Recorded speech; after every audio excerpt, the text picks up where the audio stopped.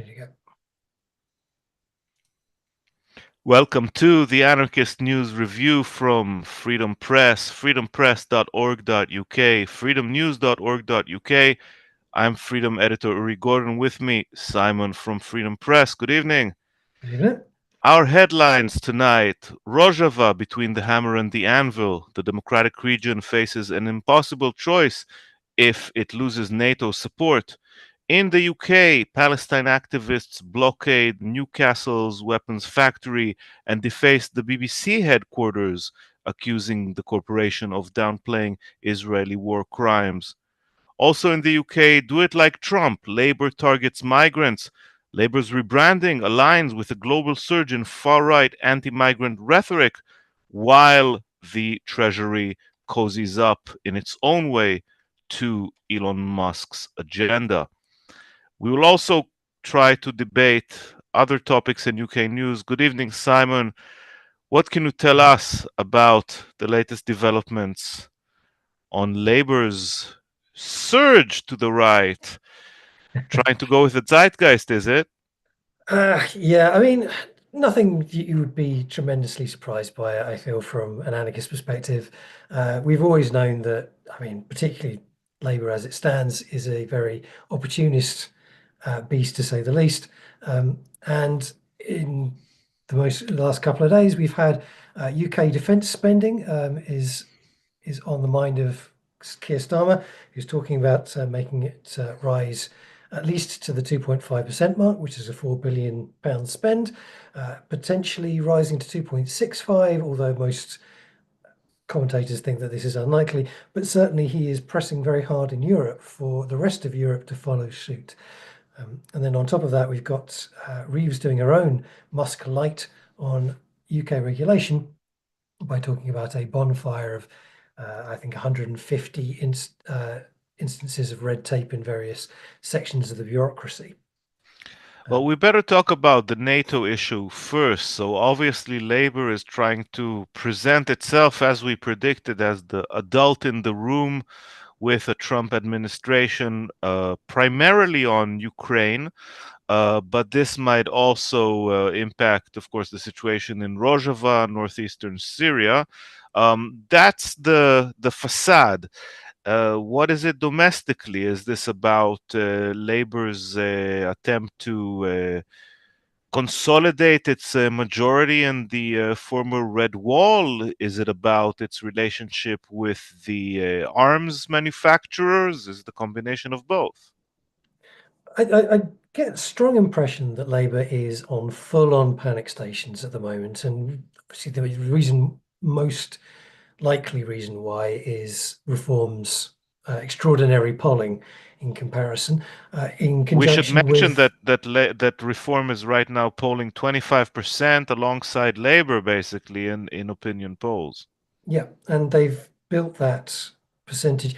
It's very debatable whether they can get much above that percentage. This is all the, 20 to 30% of the population that have always been on the right of even the Conservative Party, the kinds of people who idolize Thatcher and Churchill, but would also be somewhat relaxed about a fascism that does not call itself such. Um, how many more people you can get on top of that is quite difficult to say. But it comes alongside or parallel to the rise of Trumpism in the US and Elon Musk giving direct support to reform, and it being made very clear essentially by Trump that either it's my way or the highway in terms of global power broking, and the fact that they've just been watching Trump sidelining Europe to a great degree in the whole Ukrainian negotiations project. I And mean, that's not going Britain, to be so easy because Europe is still providing more weapons to Ukraine than the US. And I mean, it just strikes me as a bit baffling. Labour does not need to contest an election for years. That's one. And second, this basic kind of insight of why would anyone want to vote for Labour that is kowtowing to reform when they can vote for the real thing? So, I mean, either Labour has got to hire some more talented advisors, or we are in this almost grotesque stage of the historical social democratic malaise. Yeah, it's the the weakness of Labour, despite its enormous majority, is really quite. I wouldn't say it's shocking because you know this kind of behaviour was pilloried in the thick of it. What, a decade plus ago now? This is Blairism 2.0, but now it doesn't even need it. That's what's Yeah, so hard to the understand. I think there was a good so I've been reading the FT more often recently As because we should all. We as should we know should all. what the ruling class is thinking. Absolutely, it's the closest thing to a genuinely unbiased paper because it's written for the ruling class. Um, but there's been a couple of takes on it which have been strongly of the opinion that the problem is fundamentally that while Blairism had a political project, Starmerism doesn't really. Starmerism's only political project was to acquire power, and now it has it. Its only political project is to retain To power. retain it. Mm. But the problem it has is that you can't retain power through simply following what polling says day to day, right? Like polls, the general public is relatively fickle, it's relatively suggestible. And I mean, as we've seen by, for example, the uh, um, oh, brain inquiry into paedophile grooming gangs. The fact that this was a dead topic, risen again because Elon Musk took it for a ride and then Farage went after it. And then Labour again just jumped to panic stations, went, oh, yeah, maybe we should do something about this. Said, well, yeah, maybe we'll just open another inquiry into it. None of which it needed to do. Whether or not it was a good thing or not, or whether it needed to happen, it's by the by. Like Labour didn't need to do it because in 4 years' time, uh, There will be the new scandals to yeah, investigate. new scandals to investigate, and they would have already implemented a bunch of things which they were already planning to implement, and they could have pointed to those and said, "We implemented these directly after the inquiry," and clearly wasn't a need for another one. This was all um, but they don't have the strength for that. They don't have a vision which would allow them to think in 3 or 4 years' time, we intend to have achieved this, and we will be able to put our name to this as something we can sell to an electorate. And Yeah, I mean, I think there is a degree to which, if you have such a vision, the system will prevent you from getting anywhere. Yeah, as we've seen with the entire sort of Corbyn campaign. And the only way you'll get ahead is if you're able to sort of sell yourself as the one who can work the system the way it is. Then we end up with parliamentarians and people in Westminster who are essentially locked into the billionaire media cycle and continue to behave as if the election is tomorrow and they need to appeal to some imagined center which happens to be moving further and further to the right all the time. In a way, this is the same thing that anarchists have been saying about social democrats for 100 years plus, which is, that access to power is going to corrupt those who have access to it, and that anyone who tries, perhaps at some point, to enter politics with good intentions is going to end up as a cog in a political machine that cannot deliver anything except maintenance of the status quo. And I mean, I think the most striking part about this is the way in which Starmer himself, as well as other seniors in his government, were targets of police spying in their time.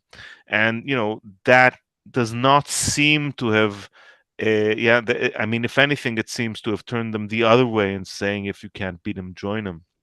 yeah, it's actually there's a so I was watching. There's a good YouTube channel called Doom Scroll, which does Don't we interviews all? with does interviews like long form interviews with political figures in the US primarily.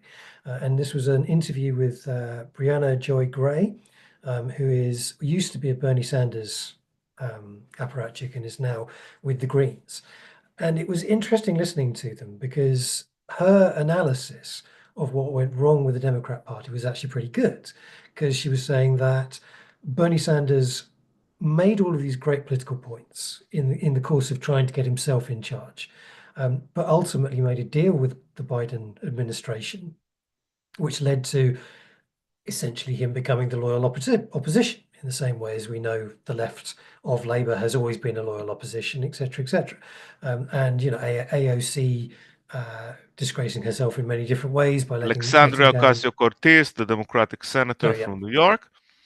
and the and sort of talking about the direction that all these people have taken and saying, well, these are compromises that the centre can afford to inflict on the left, and the left refuses to inflict upon the centre, because the left is trying to essentially achieve a compromise, whereas the centre is not interested in compromising with the left and doesn't feel that the left has anywhere to go.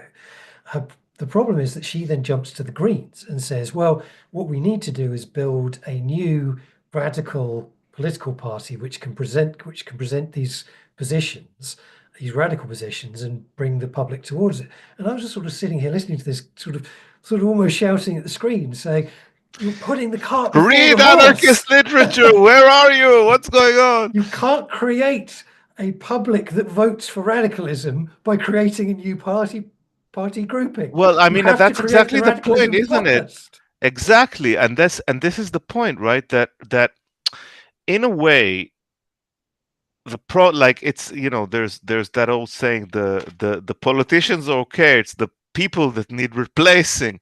Well, I don't agree with that, of course, but Yeah. the point is that when you have a decimated working class, a decimated even liberal civil society, where people don't have the context in which to get together, and where there isn't an actual social base for any kind of electoral expression, limited as that is, there's no way to engineer and manufacture that. In a way, Bernie Sanders is appealing to a Democratic Party sentiment that imagines it sits on a base that no longer really exists. Now, it's not that there aren't American voters, or British voters for that matter, or German voters, or voters elsewhere, who don't agree with progressive values, who wouldn't like to have a government that supports kindness and dignity instead of cruelty and humiliation. The problem is that we are stuck into this continuous sort of funneling of those energies into electoral and governmental directions. So it's a fundamental problem where, the Democratic Party and the Labour Party have both become effectively the graveyards of social movements in their respective countries. And we can now say that about social democratic parties across the board. I mean, some of them in some countries already given way to these sort of centrist mood parties that are, trying to hold this imagined rightward shifting center. Um, it seems like we're at a stage where really the promises of electoralism have worn so thin that it's completely implausible anymore. On the other hand, society has been so decimated by decades of neoliberalism that people don't have the context in which to organize those mass grassroots movements that, even if you do support an electoral direction, uh, are necessary to give that a basis, let alone any more radical direction. I mean, one thing that is interesting in this context of UK, US, Europe relationships is what's going on in the international arena. I think, in the news over the last week has been this prospect, and a very real prospect, of NATO via the US, or the US at least, withdrawing support from Ukraine, with the UK, France, Germany sort of trying to fill that gap.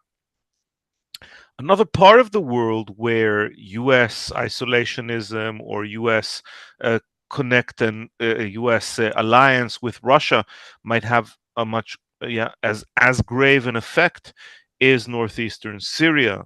The democratic Rojava, which we have reported on today as sitting between this hammer and the anvil. The concern is that if Trump pushes to withdraw NATO support from the Syrian Democratic Forces, then effectively Kurdish northeastern Syria will be forced into an impossible choice between integrating itself to the new Syrian state, which seems to be acquiesced by world powers to be ruled by these whitewashed jihadists who are taking off the state apparatus on the one hand, or being crushed under Turkish and Turkish proxy attacks by the Syrian National Army. On the other hand, Rojava, of course, the region which became celebrated in 2015 for its successful defeat of Islamic State forces, while creating a system of governance based on democratic confederalism, gender equality, and multiculturalism, something that may fall short of anarchism, but is still going in the direction that anarchism might want to pull in. Is this indeed the end of the Rojava experiment, or will it manage to hang on the way in which southeastern Mexico, for example, has managed to hang on for 30 years running? I mean, prediction is Who a bit of knows? a mug's game, right? I think there's a lot of parallels to be drawn between what's happening in Rojava and also what's happening in Gaza and what's happening in Ukraine, uh, as far as the US policy making project is concerned. What's been made very clear, I think, is that as far as Trumpism is concerned, everything is a maximal negotiation to get as much as you can out of whatever it is you're doing. So in Ukraine's terms, he's essentially said, either you give me everything, all of your mines, all of your minerals, all of your land, all of your national assets, or I will hand you over to Russia, lock, stock, and smoking barrel. Whether or not he's able to actually do that is a different question, but that's certainly the what he is proposing as a project. In Gaza, he's done very similar. Actually, he said essentially We're going to take over, the commit US ethnic is going to cleansing, yeah, yeah, build a use this riviera. for I mean, beachfront properties. Yeah. there's something about. I mean, this is Trump's verbal blitzkrieg. I mean, we saw something quite similar in the previous iteration. I mean, it was interesting because they put out a lot of these half-baked executive orders, which got defeated. Now the executive orders seem to be a little bit more well prepared with the help of Project 2025. We also have a judiciary that is weaker and weakened by Trump nominations that may not challenge them, or Trump may just flaunt it. And it seems, nevertheless, that that kind of bombardment with outrageous proposals continues to be, Trump's modus operandi. At the same time, there seems to be some kind of balancing act occurring within the American administration. So Trump has all of his self-loyal cronies, characters like Marco Rubio, Tulsi Gabbard, and so on, which are wreaking havoc essentially with the institutions of the American state, creating a chaos that is preparing the way for a dictatorship. Okay, and we have to be very clear on that. That is what is going on. Freedom is being very consistent, including with our reports by Louis Further, our American columnist, that this is indeed the way things are going. On the other hand, when it comes especially to international relations, there seem to be still sort of this reliance on the responsible adults in the room, which is on the one hand, NATO allies, be it Starmer and Macron, Scholz, who are very eager to step into those roles, or in the case of Palestine, Israel, Stephen Witkoff, Trump's envoy to the Middle East, who has so far managed to put the Israeli government, Netanyahu and his fascist supporters, under the thumb in order to continue that process of lowering the flames, exchanging prisoners. Egypt has retaken control of the Gaza border with Egypt. There is, in the last 24 hours, actually a Hamas proposal for the Palestinian Authority, the Fatah-led Palestinian Authority, to take over the Gaza Strip, which the Israeli government has now officially rejected.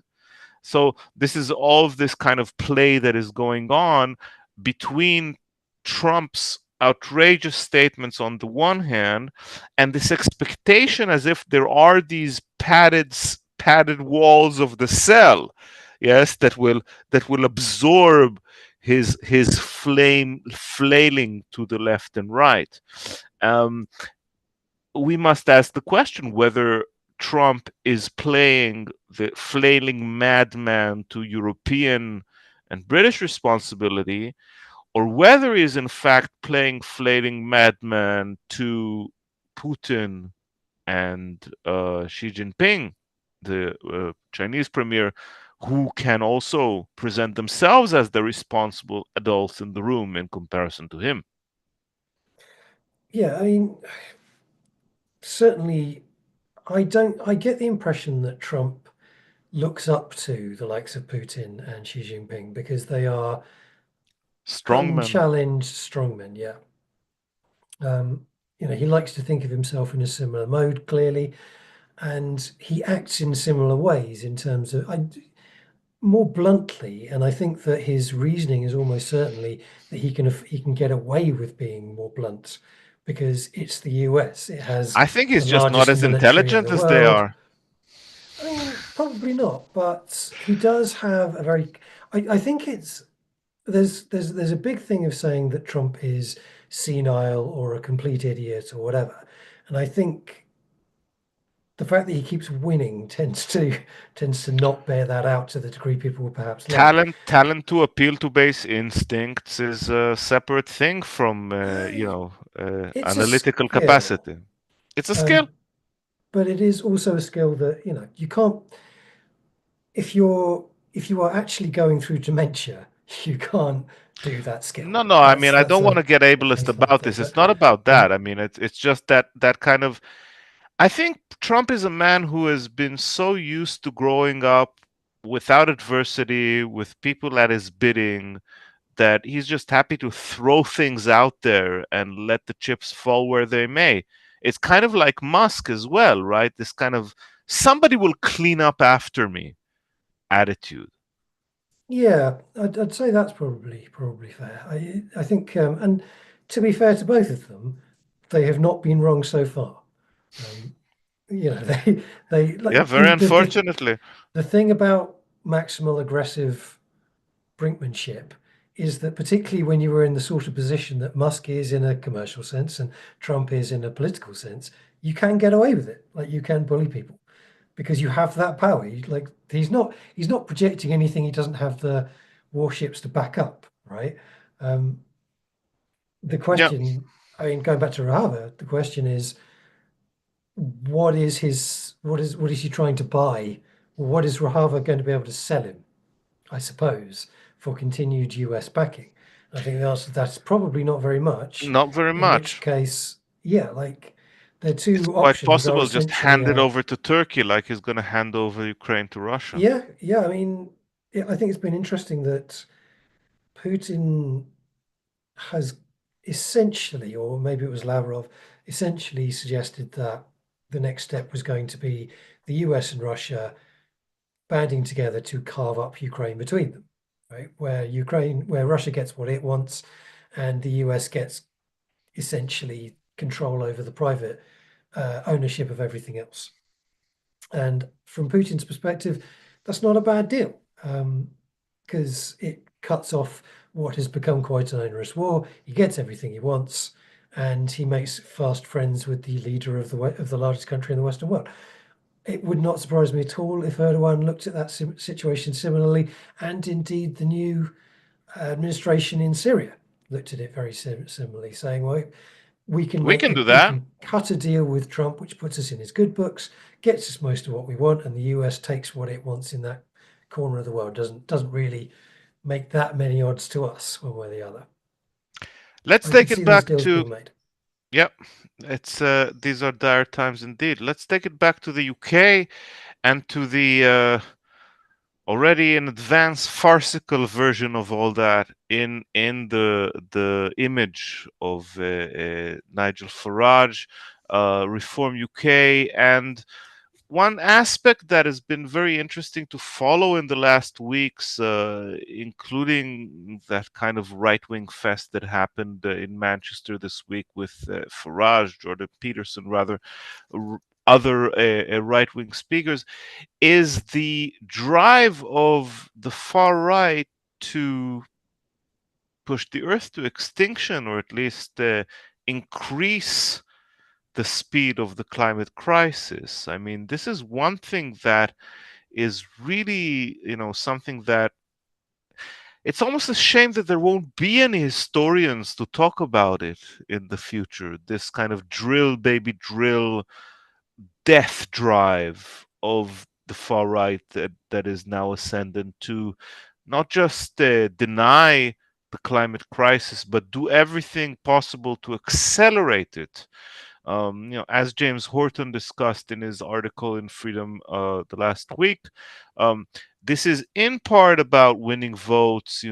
Those those upper middle, lower middle class and declassed populations that Reform and the far right are trying to mobilize by pitting them against the messaging of mainstream environmental organizations that has mainly been sort of pitched to the upper middle classes, those who might donate to them, this kind of anti-environmental stance as a part of right-wing identity, which is the currency of their appeal.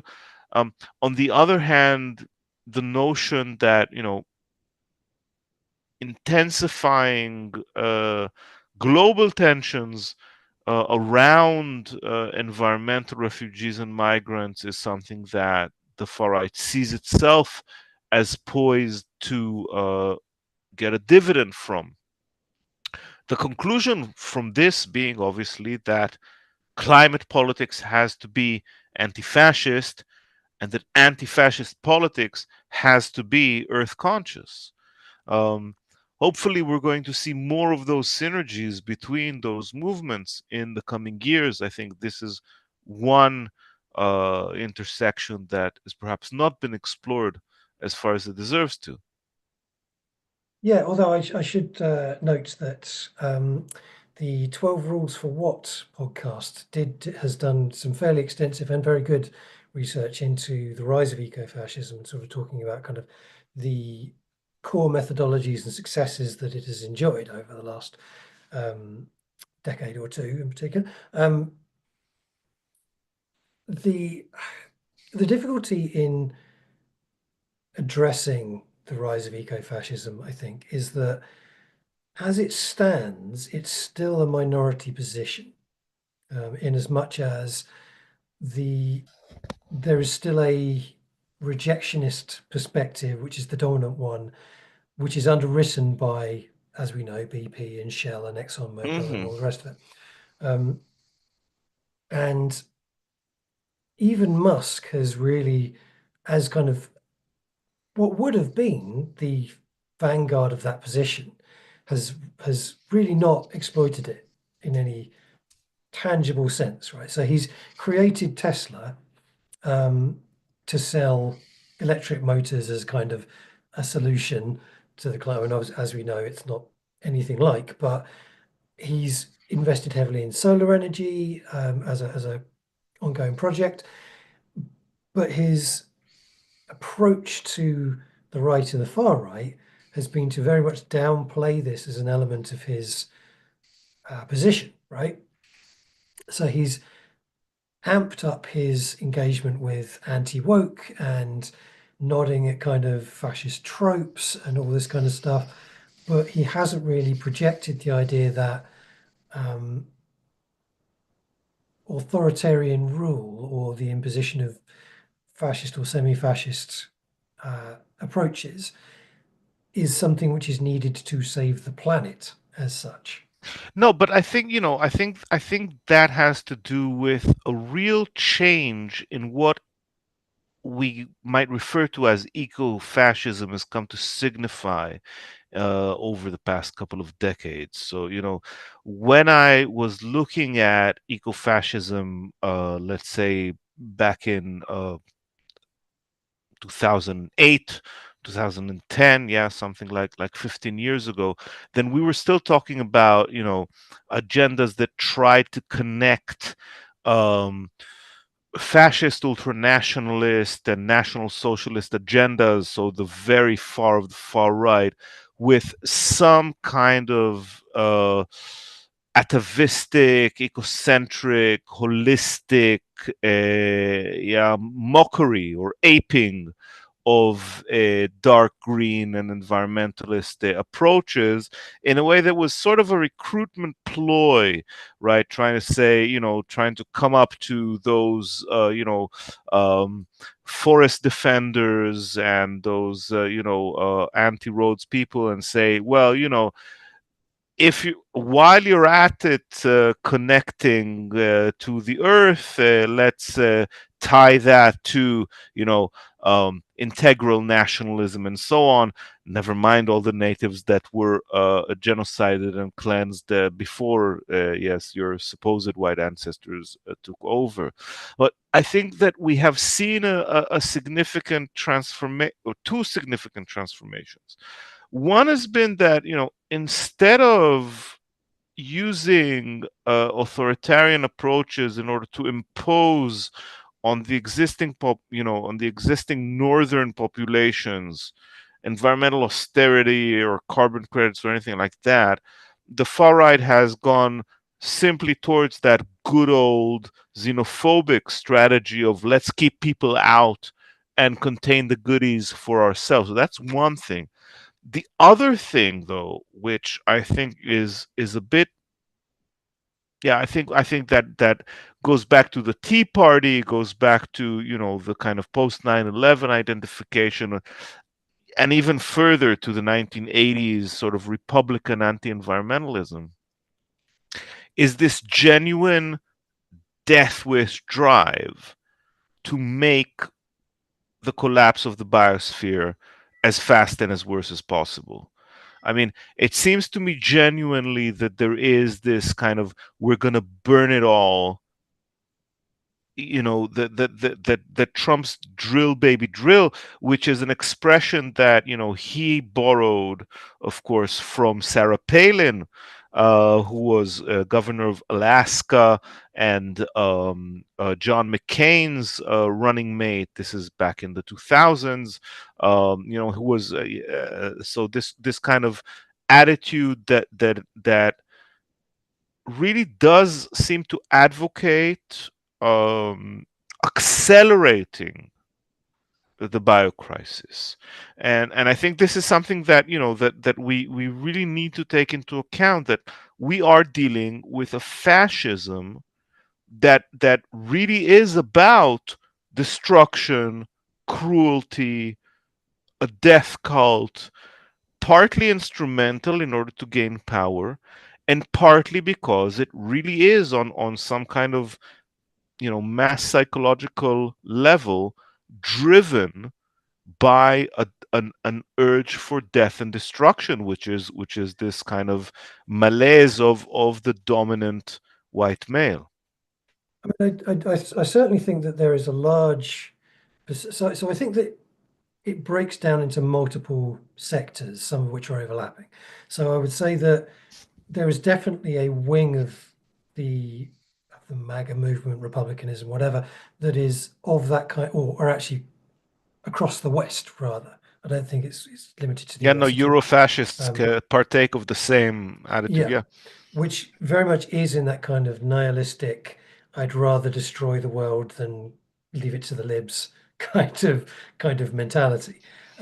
There's also, I think, this is more US than anywhere else, an element of bring on the rapture, which you can also Mm. see in its treatment of Israel and Palestine. And indeed, with Um, the Israeli far right, and yeah, and to a degree, yeah, we can say that about some of the Islamic armed groups as well, for sure. Yeah, um, there's the theological, religious fascist aspect here, which is stronger than it was in the 30s. yeah. Interestingly so, because the actual number of religious people has gone down, other than in Israel, where I think it's one of the places where it's rising. Well, and other Um, countries too, but yeah. But and then the other one is that there is just flat out denialism, like to the point where I'm sure I've seen on social media when something like the hurricanes flight going through Florida or the fires happening in California, where they will say anything other than except that maybe climate change had something to do with it. Um, to the point of saying Jewish space lasers or whatnot, right? Like Yes, yes. crazy stuff, plus stuff which has absolutely no rooting in reality at all. And the embracing of conspiracy theories, which simultaneously will deny that climate change is a thing, but also talk And about, blame it for something, yeah. yeah, and they'll go after big pharma. They'll say, oh well, the land has been poisoned, and you need to go with raw milk because pasteurization like makes it unhealthy. And and who do fit into the kind of still into the I buy all of my food organic because I don't trust, you know, the corporations. Like there's a whole intermixing where people seem to be able to hold multiple completely contradictory ideas in their heads, uh, simply to be part of this kind of grander project of um, overthrowing the state as is.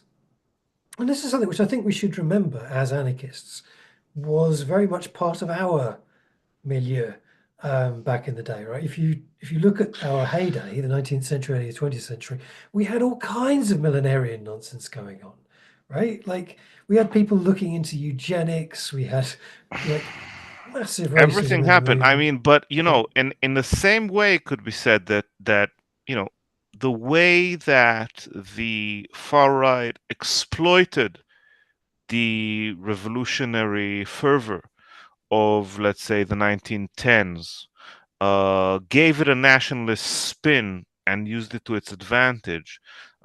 In the same way, what we have seen in the past, 20 years, is the right managing to spin the desire for social change that characterized, the environmental and social justice movements of the turn of the millennium, and through this combination of disinformation and appeal to people's existing privileges, yeah, be they male privileges, white privileges, cis privileges, anything else, turn that into its own favor. Um, in a way, it's kind of for people who have been involved in social struggles for the past decades. It's a mark of defeat that that the best we can do is say that we were terribly outmoneyed and outgunned. Nevertheless, it is on us now to think forward, and now that we have been set on this timeline, which involves this long-term, biospheric crash, downfall of industrial civilization, increasingly authoritarian and totalitarian regimes into the foreseeable future. Where is our role? as anarchists, as social movement participants, as people who spread information. Yeah, and how do we project ourselves into this future? Probably too much that more than can be addressed, yeah, on the pages of freedom or in a talk like this, We can but certainly have a nevertheless go. significant. Like I think that it is. So it's worth noting, actually, talking about the millennium, that um, a lot of the stuff that, say, Russell Brand went after before he went full Christian and all the rest of it, it fit in almost perfectly to part of what was the party and protest movement around the millennium, where there were a lot of people, and myself included, when I started getting involved in the movement, who were quite disparaging about the kind of the whole woo-woo merchants, the whole thing of The connection with heading alternative into lifestyles and things yeah, that heading weren't into quite that kind grounded in of science. yeah, heading into that kind of conspiratorial thinking, holistic what's it, blah blah blah, and like I think our dismissal of it was probably in some ways not helpful. So in some ways, you couldn't avoid it, right? Because sometimes people were just suggesting things which were outright counterproductive or dangerous, and you can't not say this is counterproductive and dangerous. But what we did do was lose those people to the far right who were quite happy to just go ahead and say, no, no, you're absolutely right.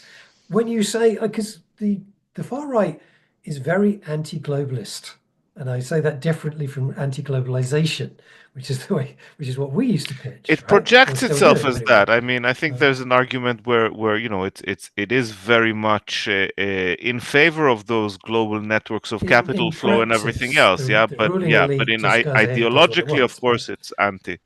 yeah, and you see that being used to hype people up, and isolationism is essentially uh, part of that, or another expression of that kind of perspective, right? Yeah, I Where you're mean, this saying is this is as much as we, Pat Buchanan turning up in Seattle in 2000 and wanting to part of the action, right?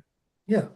So there's definitely areas in which our own tendency towards a straightforward, sometimes rather boring sounding materialism, um,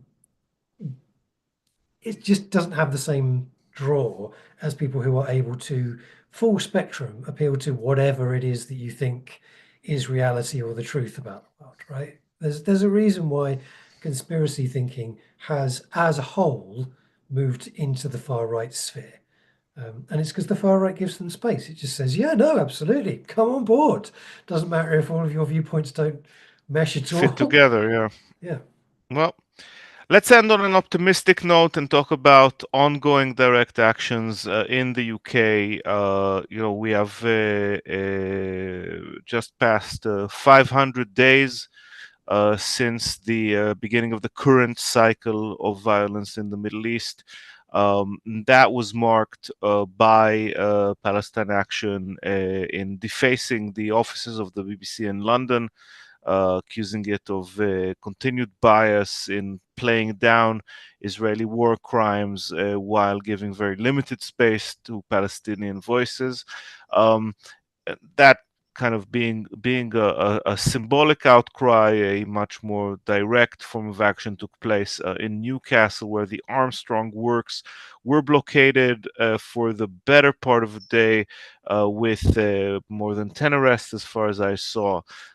This is a factory that was acquired by Rafael, the Israeli authority for development, for arms development, a fully state-owned company, factory here in the UK, producing um, ground vehicles, armed and armored, robotic battle stations that are currently also being used on the border of the Gaza Strip and on the border with Lebanon. Um, all of these actions are continuing. And I think that, as we face this global surge of the far right, as we face this apparent closure of possibilities for political resolution on the state scale, we are still seeing day to day that the openings for direct action and for people's courageous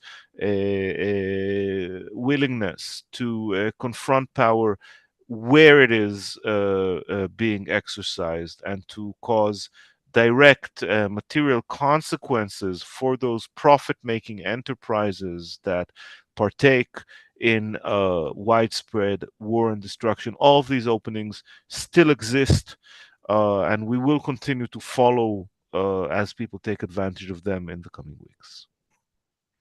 Yeah, I think something that should be continually emphasized about Palestine Action is that it has, like all those actions rather, is that they have been the only specifically successful left-wing project in terms of reducing the number of weapons going from the UK to be used on Palestinian civilians. Like the parliamentary left has achieved basically nothing in terms of changing the direction of British foreign policy on the subject. But the direct actions have specifically, as you say, made an impact on the bottom line of these companies, and in several cases have physically shut down factories. And in this case, there was a comment on our Blue Sky over the BBC one, which was sort of saying this won't really help with hearts and minds. And as Whose? with yes, that's the reaction. Yeah, the fact is that the right already doesn't like the BBC, so I don't think it'll care in the slightest about the BBC getting a bit of paint on its front doors, other than as a kind of vague, oh God, the Palestine Action people are doing it again. And they'll be doing that regardless of what Palestine Action does, right? Palestine Action goes after anything. The right will say, oh, I don't think that should happen. The BBC itself is symbolically has been something which the left has been pushing to change its position and perspective. And that pressure hasn't really paid much dividends in terms of just going on marches or, sort of sending letters or whatnot. But direct action, again, you're not looking to make people like you under these circumstances.